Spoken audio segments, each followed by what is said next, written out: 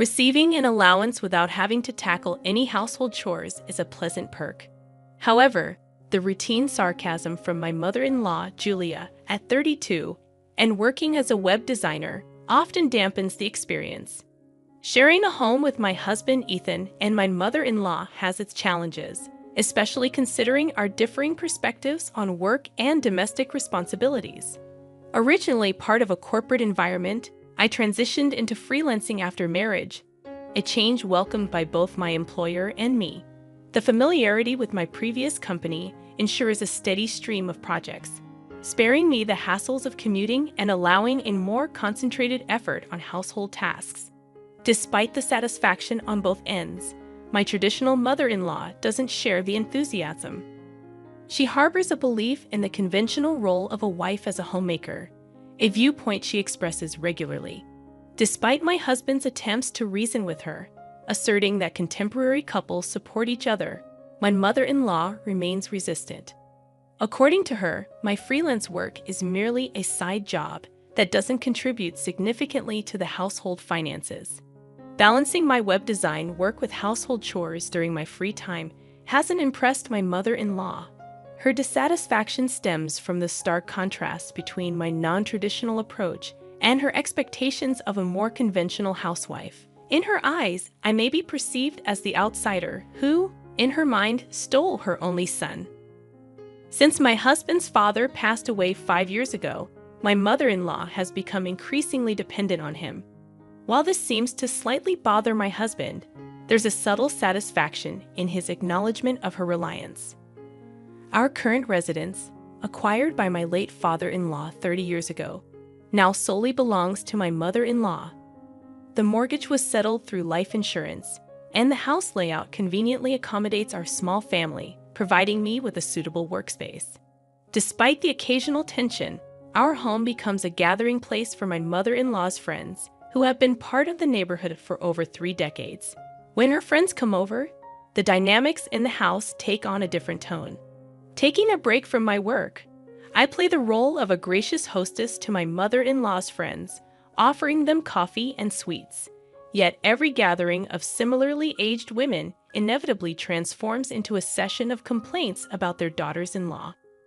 In the midst of such discussions, I can't help but chuckle as they detail their grievances.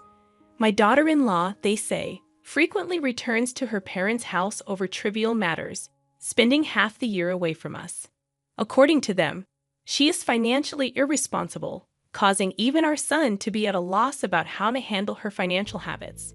Debt collectors have even paid us visits, they lament. The conversations in my workspace often take a humorous turn, with my mother-in-law's friends seemingly competing over who has the most challenging daughter-in-law. Rarely do they praise their daughters-in-law. If, by chance, one of them offers a compliment, "Your family's daughter-in-law is wonderful. She manages the household while working," my mother-in-law responds with a disgruntled expression, dismissing my work as nothing more than a side job. Amidst the laughter and gossip, my mother-in-law loudly questions the worth of my job, wondering aloud how much I actually earn. The discussion shifts to the spending habits of daughters-in-law, contrasting their personal expenses with the notion that the husband's earnings are meant for the family. The room erupts in laughter at this notion, reminiscing about the unthinkable nature of such discussions in their younger days. Unable to endure the repetitive tales of the past, I drown out the noise with headphones, focusing on my work. The modern-day daughter-in-law, myself included, often becomes the target of belittlement, making it unbearable to listen. One day, during a family dinner, my husband suggested buying a new car. My mother-in-law, quick to react, questioned why he needed his wife's consent for such decisions.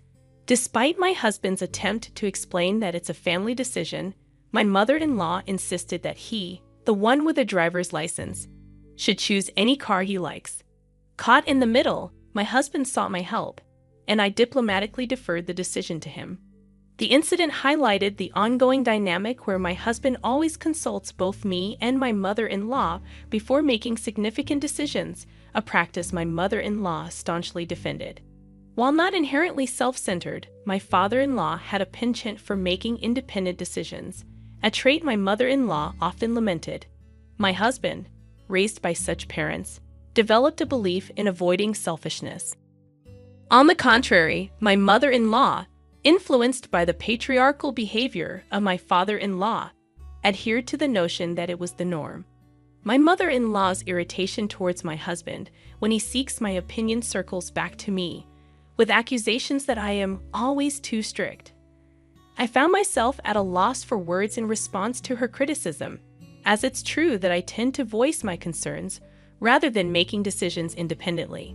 To my surprise, my husband, aligning with his mother, blamed me for his inclination to check with me before acting. Months into our marriage, I realized that my husband never defended me in front of his mother, even when it was just the two of us.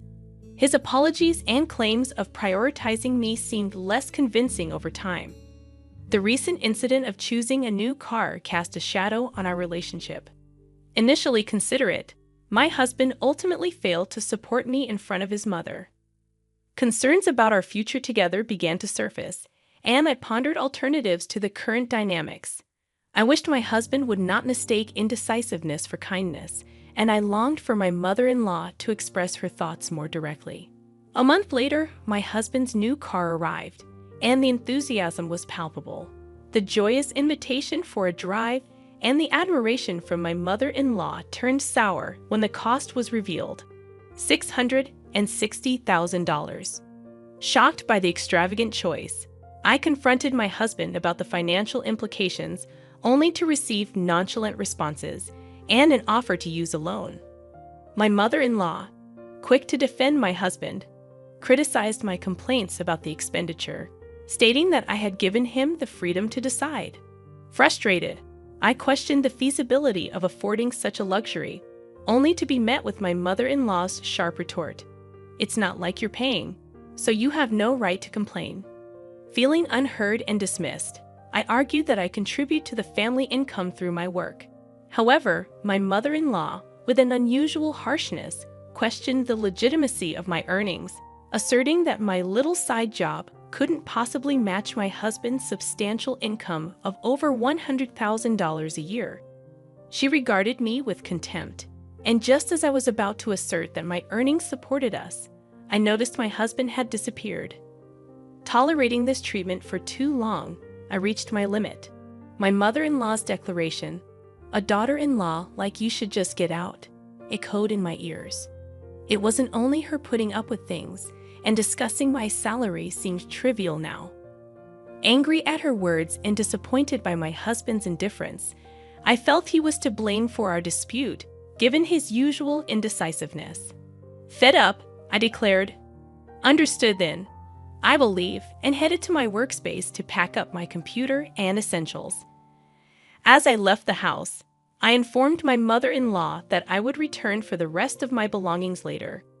Her angry gaze followed me, while my husband remained unseen in his room. As my mother-in-law screamed, "When you step into this house again, it will be after signing the divorce papers," I left without responding. Her abusive words, a first-time experience, bewildered me, but I chose not to engage further. Leaving my husband's house, I sought refuge at my parents' home. Surprised, my mother inquired about what had happened. Unable to specify, I lamented my lack of judgment and how my husband, who once cherished me deeply, had changed. Sharing the interactions with my husband's family with my parents brought some relief. With no children in the picture, my mother advised me to consider divorce sooner rather than later, given my financial independence. Over the weekend, with my father's help, I moved my belongings out of my husband's family home. My husband and mother-in-law remained elusive. Standing in front of my husband's room, I quietly spoke, "You took care of me for a long time. Can you sign the divorce papers?" Slipping the documents under the door, I heard his indifferent voice, "I've signed it. We're done here," as the divorce papers were returned to me. Ending my marriage without a word to my mother-in-law left me with a lingering sense of sadness. After 2 years in a house filled with few happy memories, I decided to quietly leave and head to the city office to submit the divorce papers. If a piece of paper could resolve everything, then all the better. The plan was to stay at my parents' house for the time being and continue my work there as I prepared to embark on a new life alone. As I geared up for this solo journey, my mother suggested I stay with them for a while, stating it would be less worrying than living alone. My father, too, voiced his concerns, warning that Ethan and his mother could unpredictably show up at my place. Although I initially considered such scenarios unlikely, life at my parents' home proved comforting. Thankfully, my job flexibility allowed me to work from anywhere, so I decided to extend my stay at my parents' house for a while. 2 months passed, and just as my ex-husband and mother-in-law were fading into distant memories, an unknown number flashed on my phone. Initially hesitant, I thought it might be a mistake, but after repeated calls, I answered only to find my ex-husband's frantic voice on the other end. "Why didn't you answer the phone?" he asked, sounding confused, ready to end the call. I responded that since there was no need for us to interact anymore, I would hang up. His next question caught me off guard. "Wait a minute, why isn't my smartphone working?" Without much interest, I suggested he contact the mobile phone company. However, a sudden realization struck me, and I inquired if he had been depositing money into the bank account. I used to deposit my salary, along with his, into our joint account, but it was always short due to the performance-based nature of his health product sales job. Normally, I would deposit money at the end of the month, but for the past 3 months, only his salary had been deposited. As the pieces fell into place, I left in the middle of the month, and the new car's loan payments might have kicked in. My ex-husband remained silent. "I've been managing the household with my income up to now. From now on, please manage your own living expenses," I calmly asserted over the phone. Inwardly, I felt the urge to say, "You reap what you sow," but I chose to refrain and quietly ended the call. It occurred to me that my ex-husband had never disclosed his true income to his mother. It seemed she was unaware that our post-marriage livelihood was predominantly based on my salary. Perhaps my ex-husband was too ashamed to admit that his wife earned more than he did. Despite the general knowledge that basic utilities like electricity and water aren't easily cut off, it became evident that mobile phone service could be the first to go. One holiday morning, the house intercom insisted, signaling trouble. My father sternly informed someone at the front door, "We don't want to be involved with you anymore. Please leave." Sensing something serious, I rushed to the entrance with my mother. My former mother-in-law's voice sounded from the intercom, requesting a moment to talk. Tensing up, I faced her, and just as my father predicted, she had come to our home. Anger filled her face as she exclaimed upon seeing me. She blamed me for not making the monthly deposit, resulting in the electricity and water being cut off. We were all stunned by this revelation, unsure of what she meant. My ex-husband, attempting to intervene, declared, "Mom, stop it. Julia is no longer involved with us." However, his mother brushed off his hand, continuing her rage. "Ethan earns $5,000. How can this happen?" I corrected her quietly, revealing that the $5,000 was actually my income. Shocked by my declaration, she turned to my ex-husband. He admitted, almost inaudibly, that his take-home pay was about $500. My former mother-in-law stared at me in astonishment, and I clarified that my income was not just from an allowance but a regular job.